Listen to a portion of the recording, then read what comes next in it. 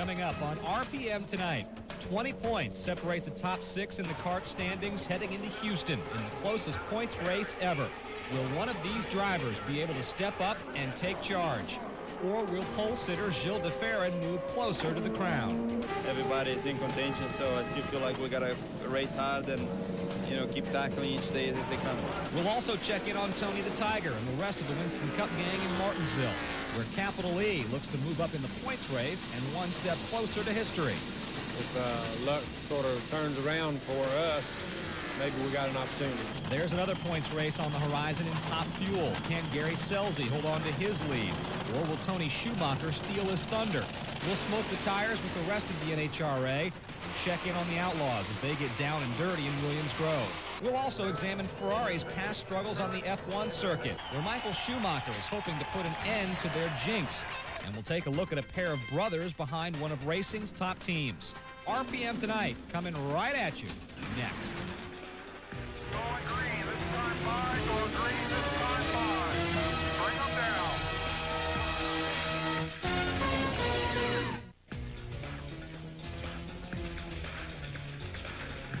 Welcome, race fans. Thanks for dropping by on RPM tonight. I'm Whit Watson. The full story from Houston and Martinsville, plus Ferrari's attempts to change history and the schedule for next week. You'll be up to speed in 1 hour. Silly season is already in full swing on the kart circuit. In the last couple of weeks, we've learned that Adrian Fernandez is jumping teams. Bobby Rahal is going to split time between kart and F1. Michael Andretti is joining Team Cool Green, and Barry Green himself may also be in the running for an F1 job with British American Racing. And in the midst of all this news, the closest points race in kart history. So much so that every driver and owner I just named was in contention as the series hit the streets of Houston on Sunday. The Texaco Haviland Grand Prix, green flag, a wild first lap. On board with Juan Montoya. He watches Dario Franchitti get loose and bounce off the wall. It caused some damage. Look at Franchitti's right front. It's off the track. He can't hold the turn. He only has one tire down on the front. Into the tire barrier, finishing 0 laps. Not a day for Franchitti. Still the first lap, more trouble on board with Mark Blundell. He spins Patrick Carpentier, who would return, but finished 19th. Lap 6, on board with Mimo Gidley. Gets into the back of Max Pappas, and can I get a ride? Thanks. Eventually ending up on top of him. Both cars on top of each other in the middle of the track. Max is going, what? The safety crew had to take 2 trucks to pull the cars apart. Took about 4 minutes. Pole sitter Gilles de Ferran, the leader much of the way. Jimmy Vasser right behind him. De Ferran makes his first pit stop at lap 48, less than halfway. He'll have to come back in again. Lap 51, there's Vasser. The crew guy's getting the job done. He's out quickly. Same round of pit stops. Paul Tracy trying to beat Elio Castroneves out of the pits. And Castroneves won't give in. He shouldn't. He had the inside line. Some contact. Tracy out front. Michael Andretti running well until this man has no luck. He stalls in the pits in his points championship chase, taking a hit. Roberto Moreno in the pits with a loose seatbelt. He would finish 11th. That cost him. De Ferran, your leader, a wide margin over Vasser. Montoya behind him in third. De Ferran in for fuel. 5.5 seconds, but that was enough. It cost him the lead. Vasser took the lead on the 75th lap. Lap 79, trouble for Andretti and others. Spun by Alex Tagliani. Several cars involved, and heads up. Here comes Kenny Brack. No place to go. Into the back of Tagliani. Andretti would finish 13th. Final lap. Battle for second. Montoya and De Ferran going at it. Paul Tracy behind them. Jimmy Vasser takes the checkered flag. First win of the year. Give that man a shoe. His first win since the season finale of 1998. A 37-race winless streak is snapped. His current teammate was second. Points leader, De Ferran third. Paul Tracy fourth. Elio keeps his championship hopes alive with a top 5. But it was like the good old days for Team Target. Jimmy Vasser is now the 10th different winner this year, and to the cheer of the fans, Jimmy, I know this one feels so good to you. Yeah. I mean, it's good to see a little nationalism here in kart racing. Nobody never has that, so it's good to see. And almost 2 full seasons since I have won a race. We've been in a position to win a couple last year and this year as well. I think we should have won Long Beach, maybe Motegi, but you know, it's like a fumble. The ball bounces the wrong way, and you try to jump on it, goes away, and it's great. It's fantastic. You mentioned that the last win came at California in 1998. Is it still kind of somewhat surprising to you how difficult last 2 years have been for you on the track? It's just momentum, and little things can go wrong and happen, and you know, it's so tough, tight racing. And with Montoya as your teammate, I mean, there's not a lot of room for error, and everything needs to come together right, and it did this weekend. And you know, that's what can happen. I think we've run good.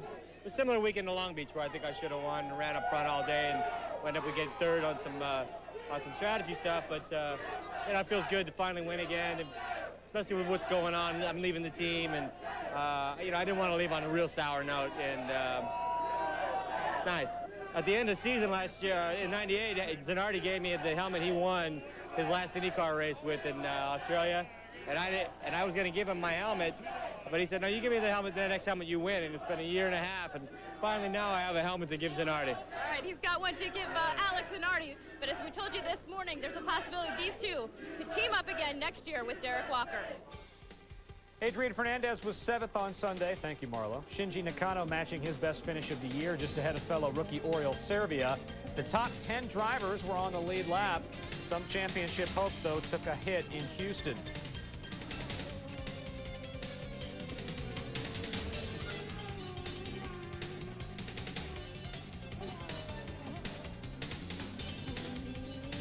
We can tell you Gilles de Ferran has a little bit of breathing room in the points, just a little. His lead over second place is now 19 points. Paul Tracy up 2 positions to claim second place. Still, only 31 points separate the top 6 in the standings. 36 points separate the top 9. Those 9 are the only ones mathematically eligible for the title. 2 races to go. Who were the biggest winners and losers in Houston? Marlo Klein examines the heat, the brakes, and the course at the Grand Prix. More kart later in the show. Tony Stewart said of Martinsville, quote, "This is probably the toughest track that I've tried to conquer." And that was after he had broken his own track qualifying record on Friday.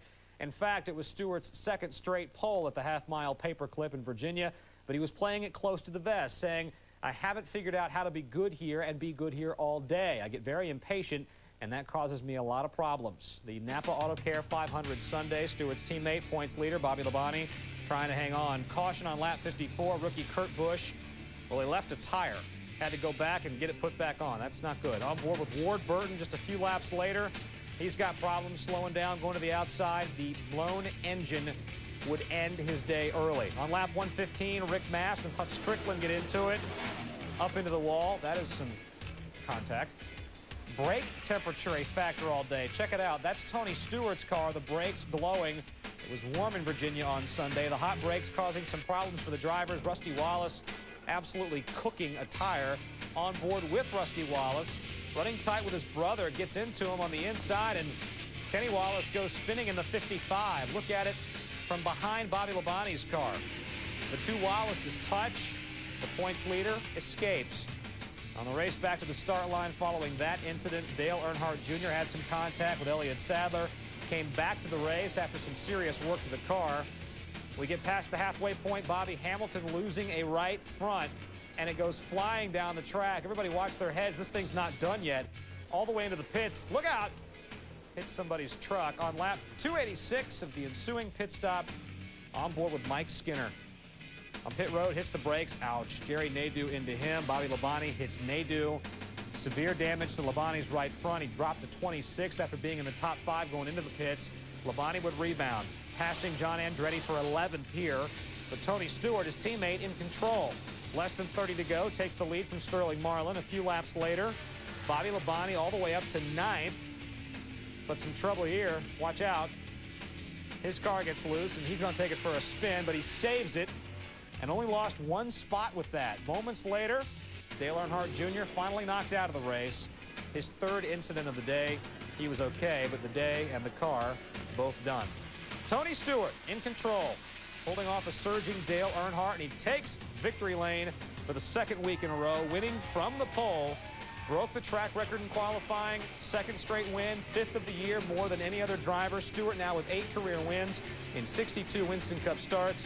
Capital E and Jeff Burton 2 and 3. The Rushville Rocket was the Martinsville Missile on Sunday. Tony Stewart didn't lead the most laps on Sunday in Martinsville, but he led the most important one, the last. Congratulations. You finally beat this place and the 3 car here. unbelievable. You know, to win at Martinsville by itself is a feat, but to beat Dale Earnhardt and Jeff Burton at the end, just I tell you what, that's the most nerve-wracking 11 laps of my life. I don't think I'll sleep it all night because I'm still nervous about it. I'm not sure I really realize it's over, but you know, Earnhardt's a great guy, and so is Jeff Burton, and they're great guys to race at the end. But boy, you know that they're the toughest two to have to get in the shootout at the end of the race with. Zippy said you changed your approach to Martinsville before you came here. How so? Well, I made my mind up that I was going to get along with the place for once. You know, I haven't really got along with this racetrack too well. It's like I always said, I mean, the people here are unbelievable. They're great race fans, and it's nice to, this place, they sit right up against the racetrack, and you can see them all day long. But, you know, as far as the racetrack's concerned, I really struggle with this place. But, you know, we started off the weekend ride during Friday's qualifying and practice, and, you know, it just worked out great today. I made a bad call and stayed down after 30 laps and should have pitted, and you know, the rest of the field came down, and it really got us behind and lost us a lot of track position. But the guys on the crew, you know, they made changes after that to the car and kept making the car better and did a great job on the pit stops to get us that track position at the end. How concerned were you about that? Because I heard you on the radio, Zippy, talking back and forth that you were a little concerned. Who wouldn't be concerned with Dale Earnhardt behind him at Martinsville with 11 laps to go? So, you know, he's a great guy, but you know he's going to do whatever he's got to do to win. So, you know, it's just a matter of trying to get a really good restart and, you know, try to beat the lap cars down into one to try to hope that he would get stuck on the outside and might give us enough of a gap that I could go ahead and run him the race the way I wanted to the last 11 laps. He certainly did. Congratulations. Tony Stewart picks up his 5th win in 2000. Matt Yoakum, thanks very much. We'll show you 7 through 12, and we'll show you Bobby Labonte. He said before the race that if he could keep all 4 fenders on it, he had a top 5 car. Well, he tore up the car, but still took it home in 10th. We'll update the points after we hear from those who followed Stewart to the line. Came up a little short. I was a little tight in the center. Just didn't go through the center of the corner good as I wanted to. I think I could have raced Tony if I could have, but he had a better car than I did. Lap 200 on, we definitely had the best car. We didn't have track position there at the end. But, best car doesn't always win. Martinsville is one of our best tracks and one of Robbie's best tracks, and we just didn't hit on it. You know, we were just off and couldn't seem to get it better. And, you know, we just struggled. But I think a lot of what was happening to us was track position. I messed us up a little bit in the pits one time. Run about 5th through 10th there, I think, most of the time. And end up 10th. Should have ended up a little bit better than that. You know, track position would have helped. But I think with about 140 to go, we were 26. So to come back to 10th, I don't think many people passed that many cars. So here's our point. Earnhardt picks up some ground on Labonte, but still trails by 213 with 6 races to go. Jeff Burton ahead of Dale Jarrett for 3rd. Tony Stewart stays in 5th. Ricky Rudd staying in 6th after his 10th top 5 finish of the year. More to come on RPM. Back to Houston for more on the points race and kart and more details from the Grand Prix. That and more on deck. Freddie wound up 13th on Sunday at the Grand Prix of Houston. Cristiano D'Amata behind him. Kenny Breck, yet another driver in the hunt for the points title, 1 spot further back. Fellow rookie Alex Tagliani was 23 laps down. Patrick Carpentier, one of the early exits in Houston. Nemo Gidley and Max Pappas, as you saw in the highlights, taking each other out. Dario Franchitti's day over before it started. Contact and couldn't hold the turn, and he finished last in the 25-car field. On RPM today, Sunday morning, Marlo Klain pointed out that the brakes on the Champ cars could reach up to 1,800 degrees on the tight street course. And that was before we knew that air temperatures would reach 90 degrees in Texas on Sunday. We talked about the importance of braking and the lack of passing on the streets. All were indeed factors on Sunday. Marlo has more. The heat of summer finally caught up with the kart series in October. The hottest race day of the season was Sunday in Houston. Afternoon temperatures rose to over 90 degrees under a blazing sun.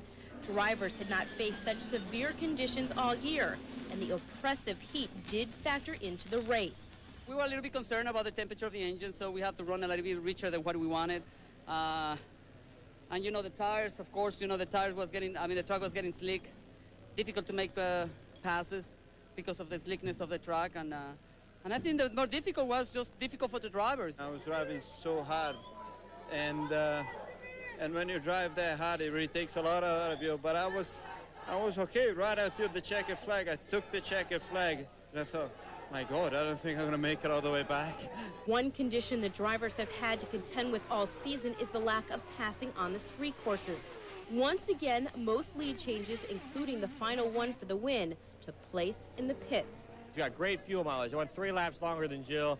So everything was fine with me. The engine got great mileage. The tires worked fantastic. And as it turned out, I had more brakes at the end than I needed. After those first couple yellows, we decided right then we were going to try to do it as a one-stopper. And from pretty much there on, we were leaned out.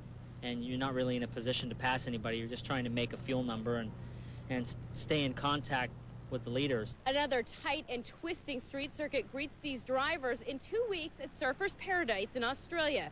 Dario Franchitti dominated that race last year, but he's still looking for his first win this year after his 7th DNF on Sunday. In Houston, Marlo Klein, ESPN. Drivers leading laps on road courses are few and far between. Only 2 different drivers have led in each of the last 2 road courses. Elkhart Late was an exception, but for the most part, the numbers are pretty low. Last year at Houston, there were 3 different leaders, and in 1998, Dario Franchitti led the entire way by himself. 2 events to go. Check it out on our family of networks. In 2 weeks, the series goes, as Marlo mentioned, down under to Surfers Paradise for the Honda Indy 300. A midnight Eastern time start on Saturday the 14th, Sunday in Australia. By now, you know how that works. But this is live, not taped, live on ESPN. When we come back, we figure out how Bobby Labonte protected that points lead by the seat of his pants, apparently. RPM out for a spin next. John Andretti was 13th on Sunday. Joe Nemechek started 14th and finished 14th. Mark Martin, who's had all kinds of success on this track, couldn't get a whole lot going on Sunday. He came in 18th. Ricky Craven was the last man to qualify on speed, and he would finish 20th. The Wallaces within sight of each other, and Michael Waltrip rounds out the top 24.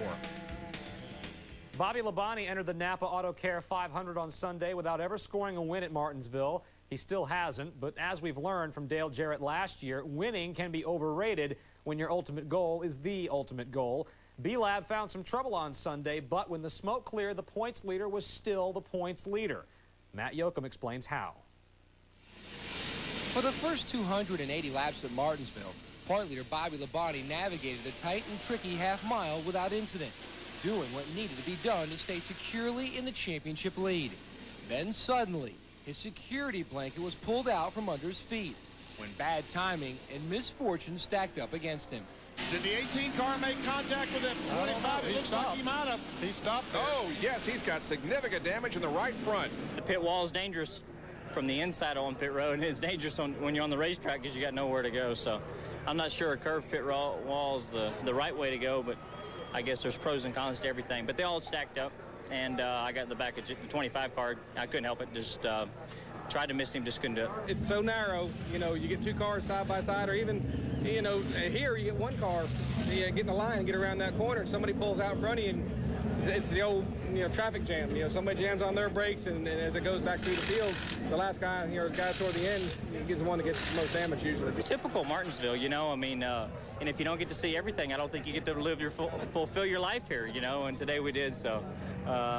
It's one of those deals. One of those days definitely could have been a lot worse, but it could have been better. Labonte's bad luck was just the break his title pursuers needed. For weeks, they've said the only way to catch Labonte is for him to have bad luck. The mishap on pit road could have been devastating.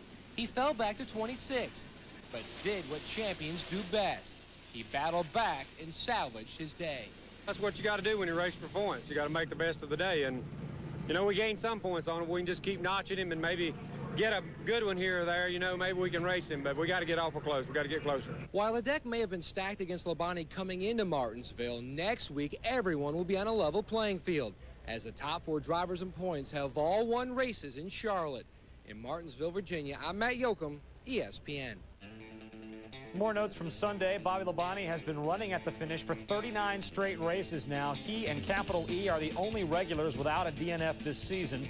Jeff Burton has been in the top 10 in 9 of the last 10 races. And the struggles continue for Jeremy Mayfield. He's not finished in the top 10 since his return. He's been 35th or worse for 6 straight races. NASCAR back on our family of networks in 2 weeks. Talladega, Alabama, the site for the Winston 500. Of course, the full slate of RPM on both sides of the main event. The series goes back to super speedway racing for the Winston 500. When this show rolls around, we'll check out the results from the NHRA's stop in Topeka. Some points battles raging among the dragsters this weekend. Laps to go. The pole sitter Larry Foyt, AJ's kid, driving number 14, but problems into the wall.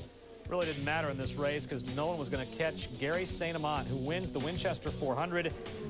Not just the race, but he is the 2000 ASA champion. Clinching the championship in style with a victory, his first ever win at this track. The pole sitter Foyt coming home in 17th. One more ASA event to go, the BF Goodrich 200 at Gateway, Saturday, October 14th.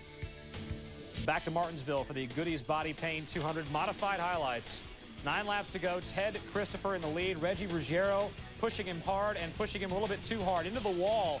Christopher out of the race with 9 to go. The crew chief from his squad didn't like that and tells Ruggiero's people about it. Final lap, Reggie goes on to victory. Jerry Marquis second, Tom Baldwin third. Reggie's crew has to be happy about that. Yeah, they are, because their man is in victory lane. As promised, dragsters in Topeka for the Advance Auto Parts Nationals. Top Fuel Finals, Gary Scelzi against Doug Kalita. Scelzi keeping it low, keeping it fast, and getting the victory. 7th of the year. Funny Car Finals, John Force. Who else against Ron Capps? Force, far lane.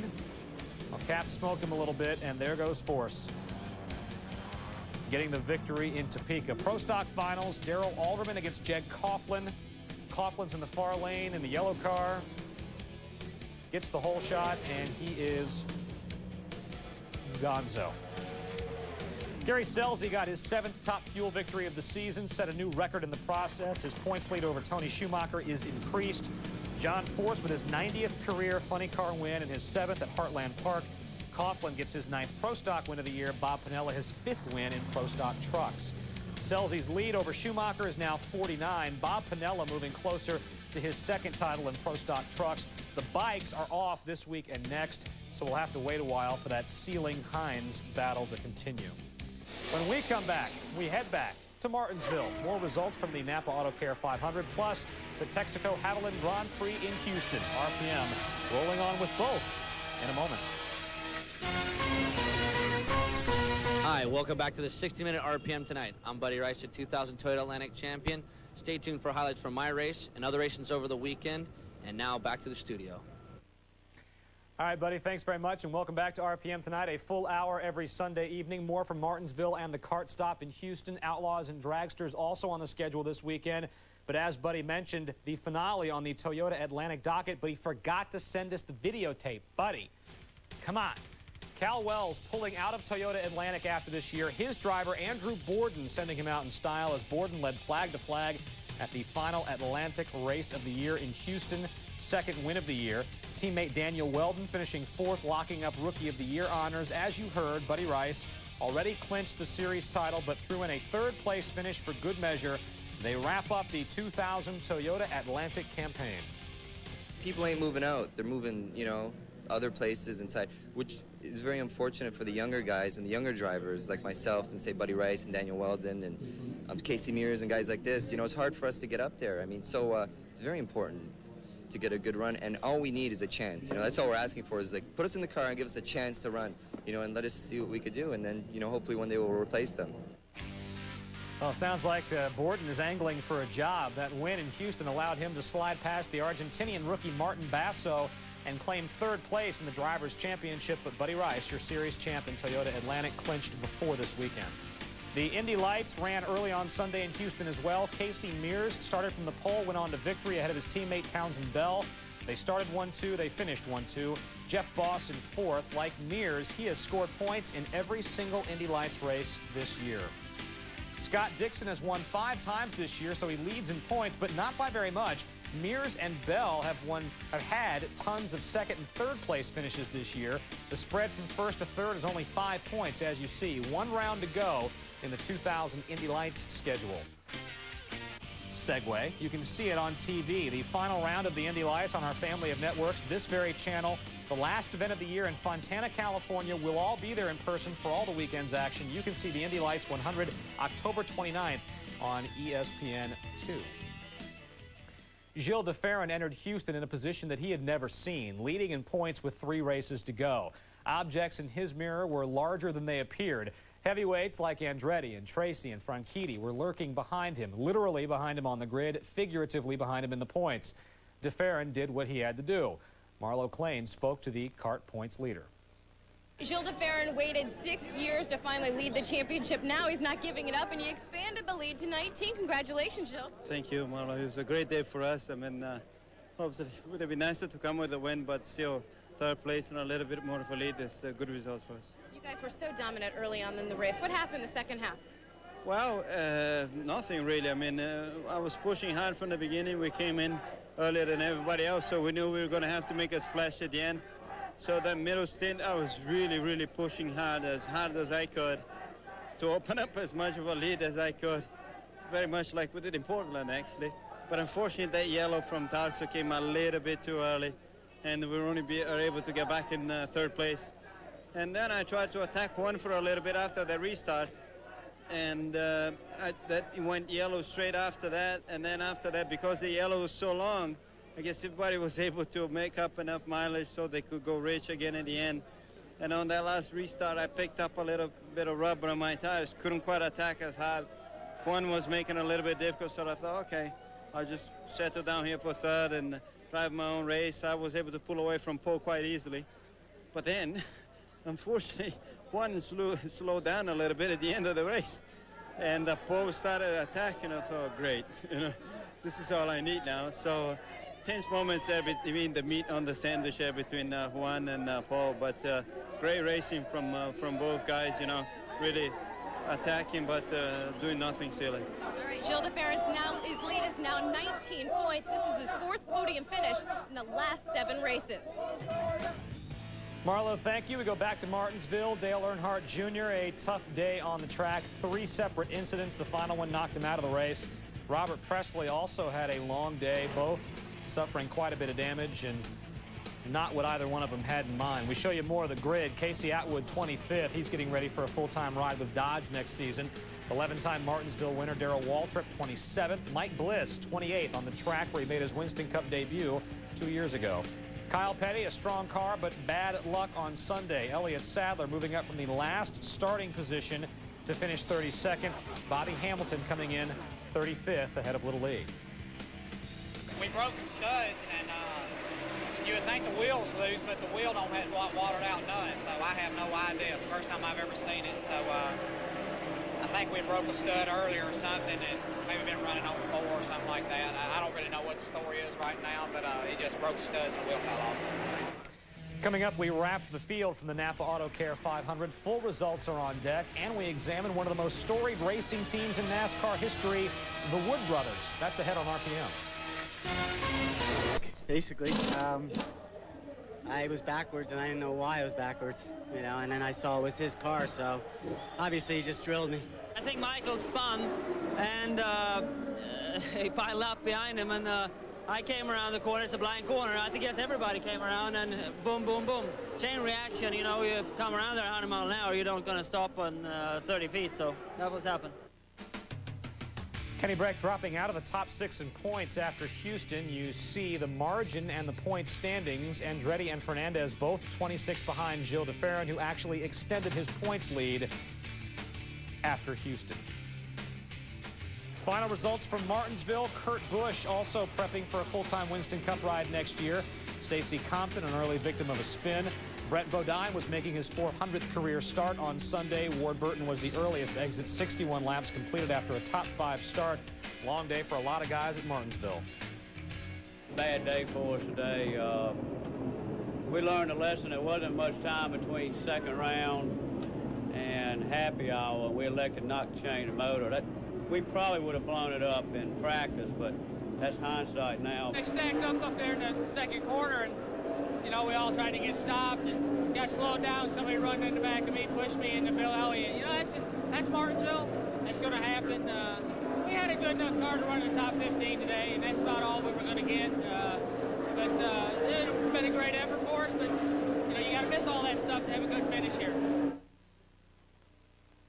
The Wood Brothers racing effort celebrates its 50th year in racing in 2000. Driver Elliott Sadler turns half that this year.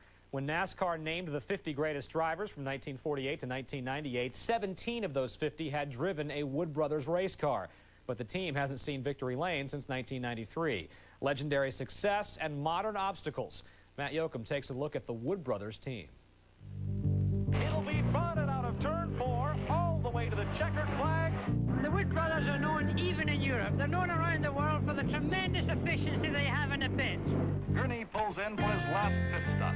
And the fans are wildly cheering for their hero, David Pearson. Inspired by their friend Curtis Turner in the late 1940s, Glenn and Leonard Wood decided to build their very own race car. Younger brother Leonard turned the wrenches, while Glenn got behind the wheel. I drove a time or two, and then I'd let somebody else drive it just to see whether I really wanted to do it or not. And I guess after a few races, I decided to just stick with it. We eventually began running like 4 times a week. I mean, it just become, if we didn't go to the race, you know, they couldn't have it. If we didn't go, we didn't feel like. From 1950 to 1964, Glenn won in everything he drove. In 1962, as stock car racing moved to the super speedways, the Woods started hiring other drivers. First, Speedy Thompson, then Marvin Panch. Panch won 8 races for the Woods from 1963 to 1966. During that time, Tiny Lund, Dan Gurney, and Parnelli Jones all won races for the Wood Brothers. Cale Yarbrough took over as the team's primary driver in 1967. No matter who was behind the wheel, they all won. One important thing is for your driver to know when you get the car right for him. I mean, some drivers, you know, don't really know when the car is actually right. Sometimes the driver, what he wants is not good for him. Then you give him what you think's good for him. In the 1960s, a typical 2-tire pit stop was a leisurely event. The fastest crews finished up in about 45 seconds. At the World 600 of 1960, the Wood Brothers crew, including 4 of the brothers themselves, went over the wall. The pit stop hasn't been the same since. With the pit stop, getting close to the half-minute mark, and away he goes. Right away, we was changing 2 tires and gas in 25 seconds, which was like when we'd make a pit stop, it looked like it was half a lap behind, but was actually half a lap ahead. In 1965, Ford sent the Wood Brothers to Indianapolis to pit for Formula One world champion Jimmy Clark. Clark won. In 1971 and 72, A.J. Foyt and Donnie Allison both won races in Wood-prepared machines. But it was a silver-haired man from Spartanburg, South Carolina, that galvanized the team's legend. Meantime, up front of the shimmering heat, it is still David Pearson leading Richard Petty, and they're in the final 2 laps of the race. Leonard, I don't know. He's a master of racing. You know, he would have the car ready, and we hardly ever had to change that thing. And if we did, we would sit down and talk about it before we ever changed it.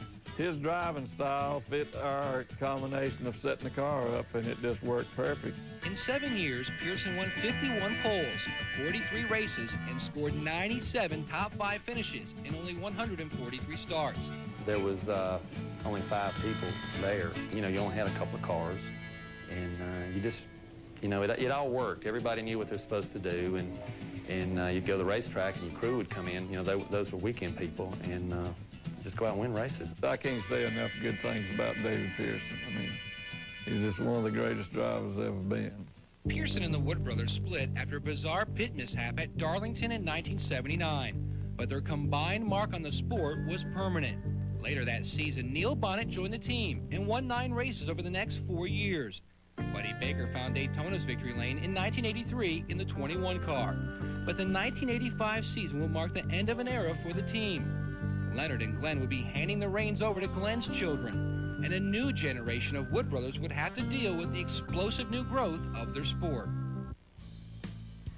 The Wood Brothers have been a constant in Winston Cup racing for the last half-century. 96 wins, a slew of drivers along the way. Again, 17 of NASCAR's 50 greatest have worked for the Wood Brothers team at one point or another. In the Driver's Seat is brought to you by your local McDonald's. We love to see you smile. Still to come on the show, the curse of the prancing horse. Michael Schumacher trying to end 2 decades of bad luck for Ferrari. And from Milan to Williams Grove, outlaw updates on deck when RPM continues.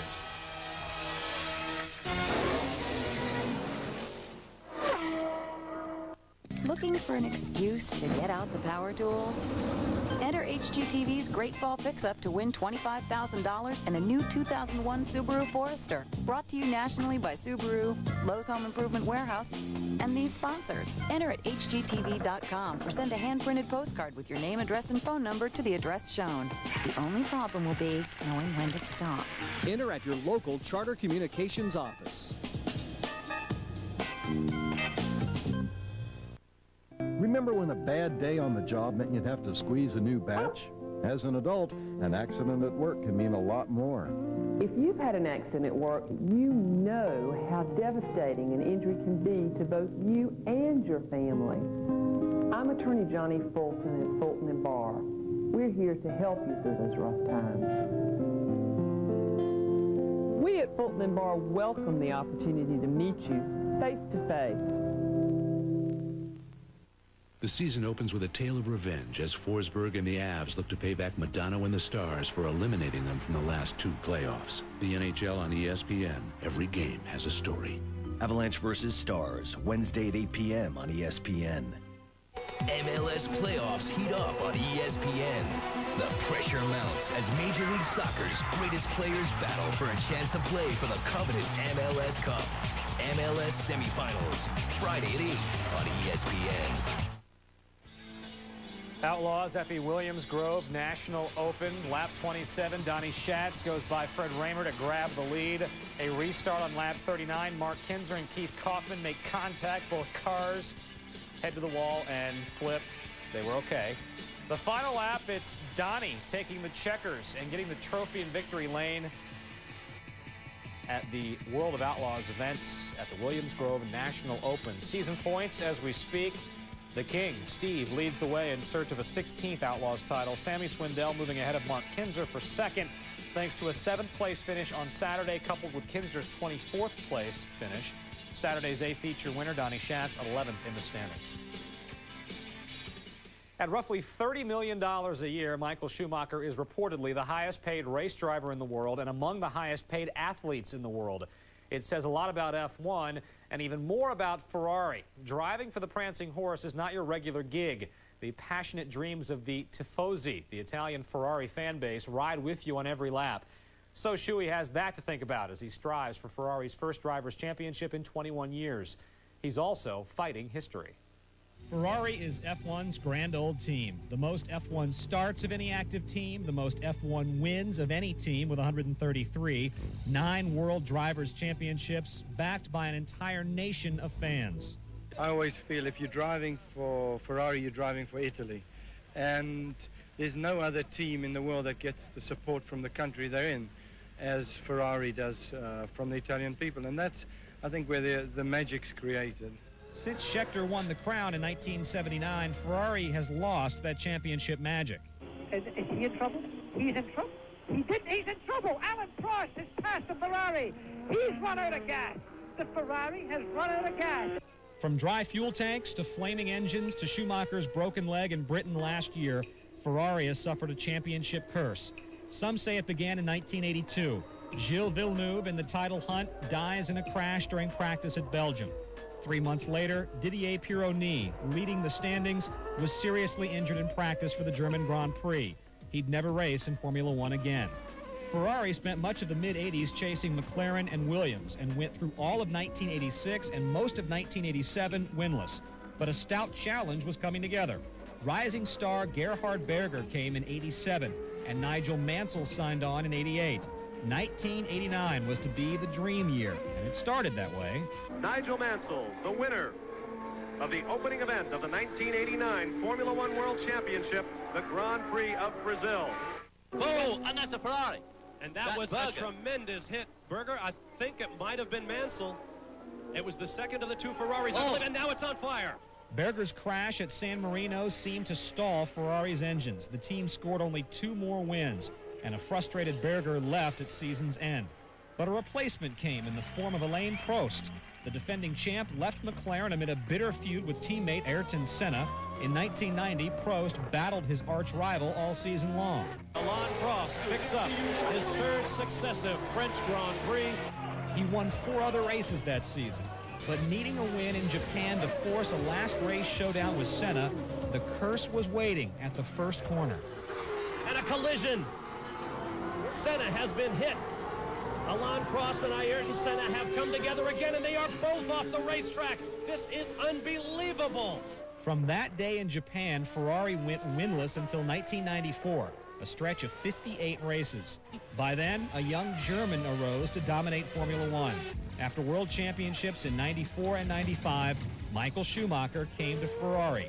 In 1997, he took the fight to the last race. Michael just drives into him. That was an act of almost criminal callousness. Schumacher lost the championship, ironically, to Jacques Villeneuve, the son of the late Ferrari legend. In 98's season ender, a starting line stall stopped him. Last year, with Schumacher hurt, Eddie Irvine took up the chase and faltered. With the gold so close in 2000, Schumacher looks to finally bring the title back to Ferrari, if he can outrun the curse.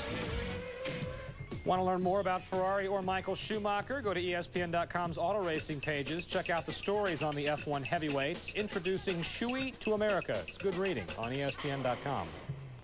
Still to come, we'll gear up for the week ahead. NASCAR heading for Charlotte, a place that Little E and Matt Kenseth, well, they love it. Stay tuned.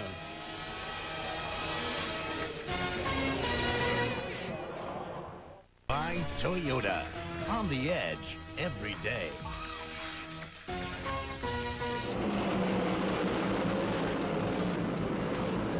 Lowe's Motor Speedway is at the center of the racing weekend, with the World of Outlaws kicking things off on Thursday night. It's the second time the Outlaws will run at the $9 million dirt track. In May, Sammy Swindell took the Thursday night A main feature, and Mark Kinzer won Friday night's main event in front of 19,000. Saturday, it's the Busch guys' turn, albeit on the dirt track's paved counterpart. While it seems that Jeff Green has the points championship all but wrapped up, quite a battle is shaping up for spots 2 through 4. Jason Keller sits second, only 63 points ahead of third place Todd Bodine. Rookie Kevin Harvick trails Bodine by only 55 markers and Keller by 118. But don't look for any of the top 4 in victory lane on Saturday. A Winston Cup regular has won in 9 of the last 10 Charlotte Busch races. The one exception, Mike McLaughlin in the fall of '98.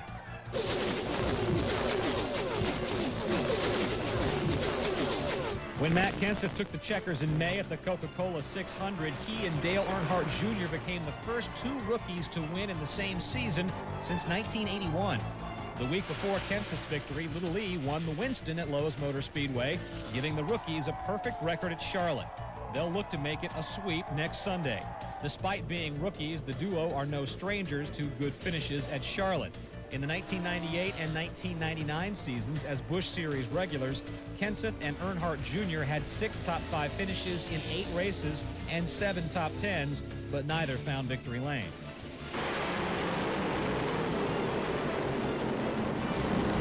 The already close top fuel standings could get even tighter as the NHRA heads to Memphis for the AutoZone Nationals. Neither Gary Scelzi nor Tony Schumacher has ever won in Memphis. In fact, last year Scelzi was knocked out in the first round and Schumacher couldn't get out of the second round. Neither driver has been to the finals at Memphis, but both have reached the semis. We check out the Winston Cup points through 28 of 34 events. Bobby Labonte is still your leader, finishing 10th on Sunday. Dale Earnhardt gaining a little bit of gain. Second place finish, 213 points behind. Jeff Burton is in third, Jarrett fourth. Tony Stewart staying at number 5 despite the victory in Martinsville.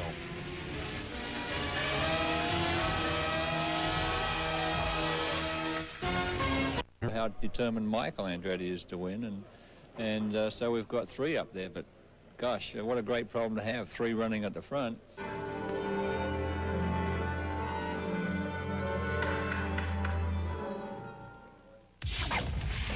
Harold Waldrop in the 4th corner now. Wallace comes down low again. He flips the tire. Waldrop loses it as they cut.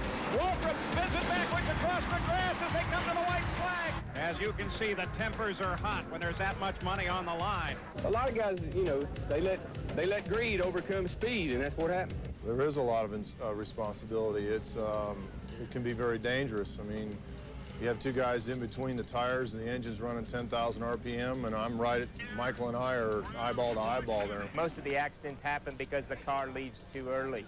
You're the guy that's holding them there, and if he leaves too early, it's really your fault. Oh, we got a problem. The problem here is Fernandez was creeping. When is the throw-up factor at its peak? Probably the times when I am the most volatile will be on a Friday when we unload off the truck and we are just absolutely out to lunch. Come Sunday, I pace from halfway through the race to the end of the race. It's just, I mean, motors today shouldn't be doing what they're doing.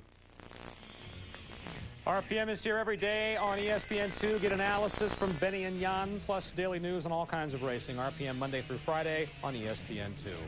Thanks a lot for dropping by this weekend. Remember, we're heading for Fontana at the end of the month. Lots of work to do till then. I'm Whit Watson. See you next week. RPM Tonight is a presentation of ESPN, the worldwide leader in sports. For more, log on to ESPN.